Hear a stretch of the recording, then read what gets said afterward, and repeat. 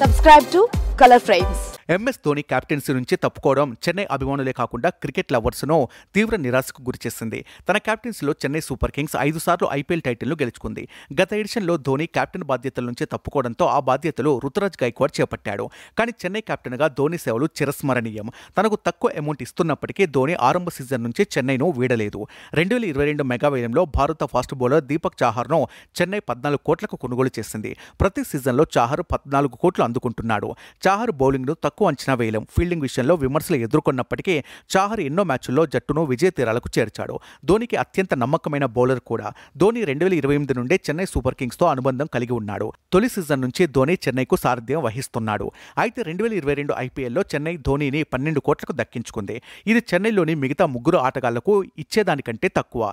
ధోని నాయకత్వ సామర్థ్యాలు మరియు జట్టుకు అతని సహకారం ఉన్నప్పటికీ జడేజా, స్టోక్స్ మరియు చాహర్ కంటే ధోని తక్కువ వేతనం తీసుకున్నాడు. దీంతో చెన్నై ప్రొఫెషనల్ ఫ్రాంచైజీగా పేరు తెచ్చుకుంది. ధోని విషయంలో చెన్నై తీరు చూస్తుంటే ఆటగాళ్ల జీతం పేరు ఆధారంగా కాకుండా వారి ప్రదర్శన మరియు పాత్ర ఆధారంగా నిర్ణయించబడుతుందని అర్థమవుతుంది. ఐపీఎల్ 2023 మినీ వేలంలో ఇంగ్లాండ్ ఆల్రౌండర్ బెన్ స్టోక్స్ను చెన్నై సూపర్ కింగ్స్ 16.25 కోట్ల భారీ మొత్తానికి కొనుగోలు చేసింది. అయితే స్టోక్స్ జట్టుకు పెద్దగా సహకారం అందించలేకపోయాడు. కేవలం 2 మ్యాచ్లు ఆడి ఇంగ్లాండ్కు తిరిగి వెళ్లిపోయాడు. Chennai super Kings MS Dhoni కంటే టీమిండియా ఆల్రౌండర్ రవీంద్ర జడేజాకు ఎక్కువ జీతం చెల్లిస్తుంది. జడేజాకు CSK ఏటా 16 కోట్ల వేతనం చెల్లిస్తుంది. వీడియో మీకు నచ్చినట్లయితే ప్లీజ్ లైక్ చేయండి, షేర్ చేయండి, కామెంట్ చేయండి.